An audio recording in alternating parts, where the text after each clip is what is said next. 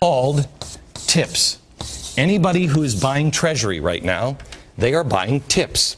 But the problem with this is, if I'm buying these bonds, these Treasuries, and they're going to pay me on the investment, plus they're going to pay me for any inflation. If they're, by the government spending so much and buying their own money and printing money to buy their own debt, it's going to cause inflation. So it causes inflation, and then what happens? They have to pay these people back who are in treasuries with more money that they'll have to print and borrow, which will just accelerate the pace. You see, you can't do that. But the government did this so it would keep you out of control of your own wealth and keep you from panicking. So, let's start here. Block the path. This is unstable. This is unstable. This is unstable. This is unstable. But the hedge now is here to suppress the price of this so you don't realize. They're protecting themselves. And while we toil in this cycle, has anyone looked at the rest of the world? India's economy, while we're going down, they're growing at 8.8%. Russia growing at 4.0%. Germany has an unemployment rate of 7.6. Now, why is India, Russia, and Germany doing better than we are right now? Take a big gulp, America, because you're going to hear something you never thought you'd hear. They are freer than we are. The stocks are shaky at best. Bonds are toast. Property values are toast. People are buying treasuries. And some people, like George Soros, are standing in this doorframe. But the question is, what's past here? The doorframe of insanity. You don't want to be standing here. Remember, you're in a house that is coming down all around you. This is your protection. But if this doesn't work, what's here? What's on the other side of the doorframe? Nobody knows, because we've never been here. We've never been here. Is it bullets? Is it whiskey? Is it cigarettes? We don't know. Because we're here. And some are in denial, and they're standing here. Look, these problems are so big, and this isn't enough protection. That's why I have said, before you get to gold, turn to God. Because the only one that can solve all of these things, and the only one that can really protect us, is firm reliance on divine providence. It is critical that America wakes up. Millions are still investing everything back here, while some, like Soros, know what's coming, and they're standing in this door frame. And then there are people that are intentionally triggering an economic earthquake. And if you don't believe that, oh, you will. Oh, you will, my friend. Watch the next 3 segments on this program tonight, and you will see someone is intentionally trying to cause an economic earthquake. Next. Show me your friends, and I will show you your future. That is a phrase that, quite honestly, scares the heck out of me when I think about our president. Because as we have demonstrated on this program, and everyone else seems to dismiss, all the people around our president come from the same creepy circle of radical 60 types. The latest, which is now the lead story on the new website that I have started, it's a news and information website, theblaze.com. I'll tell you more about this later, but basically I hired some journalists because there are stories I don't have enough broadcast hours in the day to cover, and somebody's got to cover them. Please check out theblaze.com and make it one of your favorites for a couple of weeks. If it's not doing the job, let us know. If we don't get it right, move on with your life.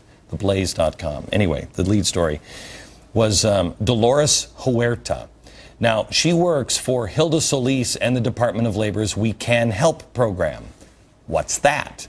Well, thankfully, the Department of Labor has put together a handy jingle, just so you know. Here it is. We can help.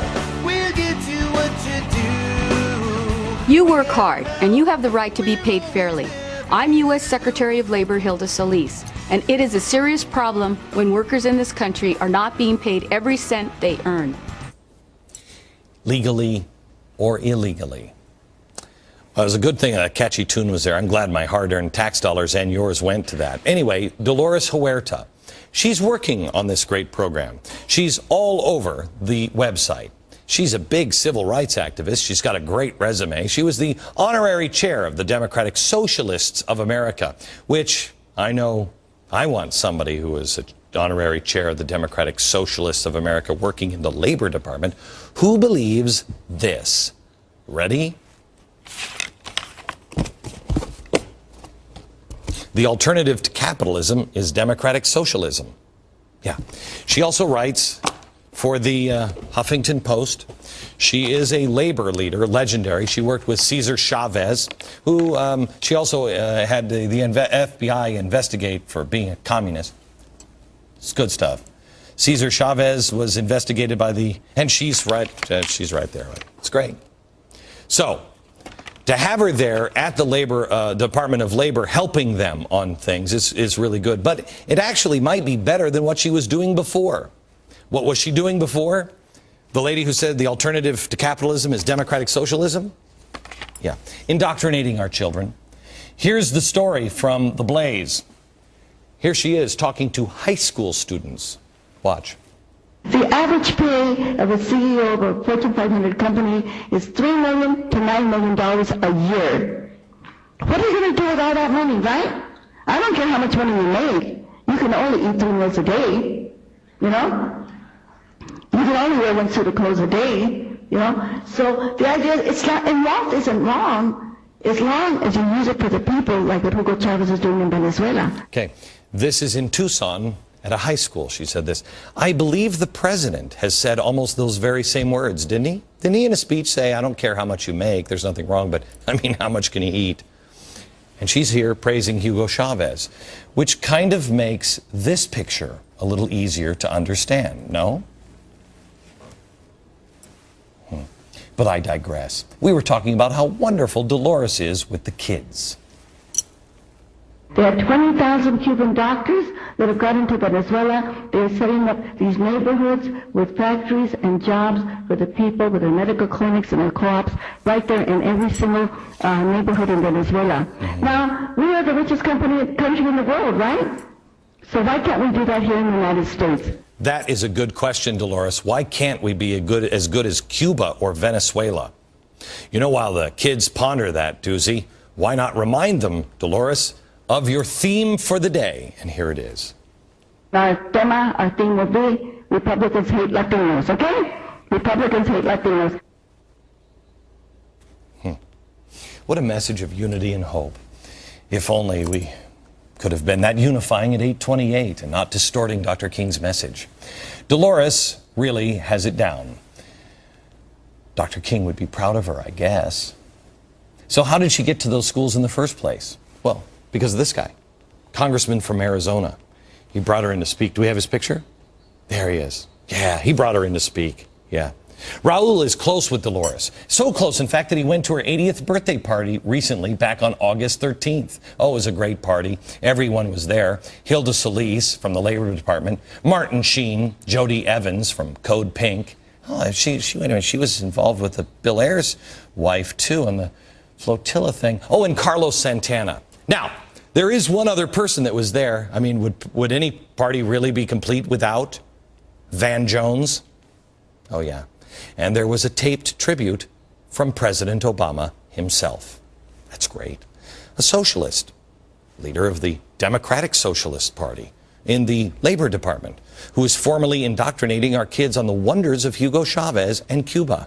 And the president is sending her a birthday message. And Van Jones and everybody else is there. And telling our kids that Republicans hate Latinos. Oh, but forget all about that. Just sing the catchy Department of Labor jingle.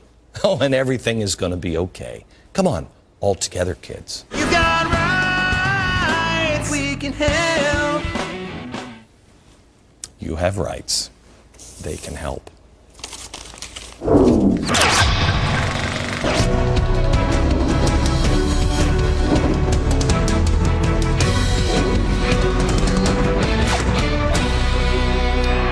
Okay, we just showed you a minute ago, Department of Labor and a Democratic socialist that is now teaching our kids and indoctrinating our kids. Birthday party, hers, 80 years old. Van Jones is there. Hilda Solis from the Department of Labor is there. Barack Obama does a birthday message for her.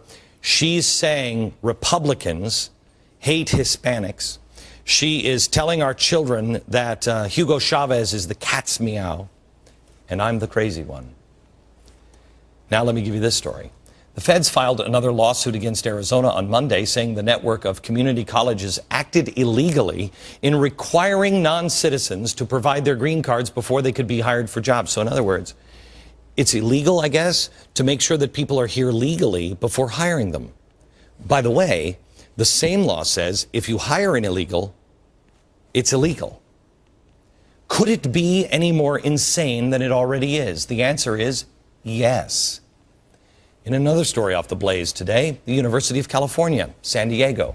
A group of employees are working to give GPS phones with explicit poetry to help aliens with their border coordinates as they cross.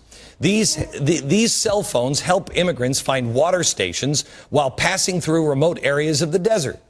And the really great thing about this, their plan for America, well, I don't want to spoil it. I'm going to let one of the project's researchers and a lecturer at the University of California, San Diego, explain the plan for America. I think the way to fix the country is to dissolve it. We could either give all the land back to the indigenous people that we stole it from, or we could just wait for the economic collapse and build community-based alternatives and infrastructures to replace the current system. Remember when I told you they were building structures and that they would wait for the collapse and then they would just turn the key and the engine would start?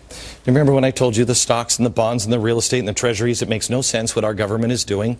Cloward and Piven through the doorway of insanity. Well, at least this guy has a few options. I mean, you wouldn't want to eliminate our right to choose, huh?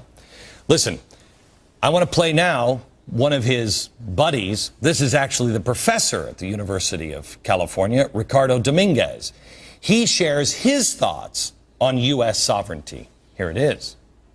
The question is to move the kind of anchor of civil disobedience within the kind of over-fetishized notion of a single sovereignty of a nation, but to look at a larger trans society that is emerging. All right. That also should have a kind of global rights. Global rights, a trans-border migrant tool, which is, here is the plan.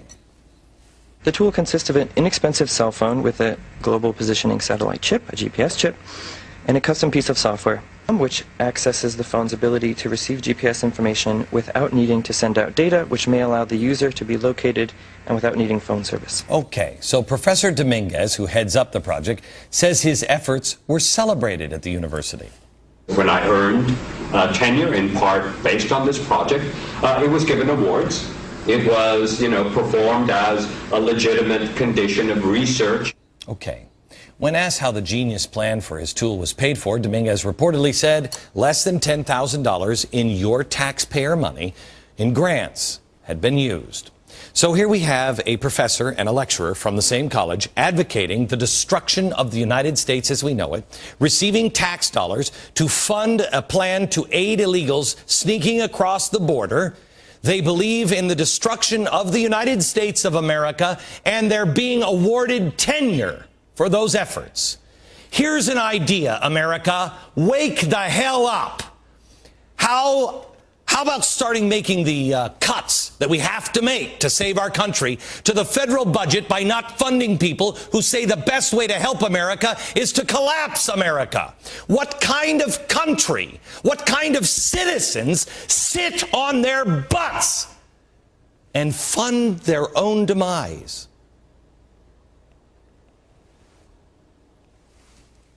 How do they think that they're going to be able to support illegal aliens and their families from all over the world once the country collapses economically? Isn't there something wrong with this picture for progressives? Here we have two college employees luring poor, innocent, unsuspecting people across the border with a promise of jobs, only to have those jobs go away when the United States collapse or when we give the country back to whoever it is we stole it from. Will the new bosses keep all the old employees on, or what's going to happen there? Will there be any businesses left at that point?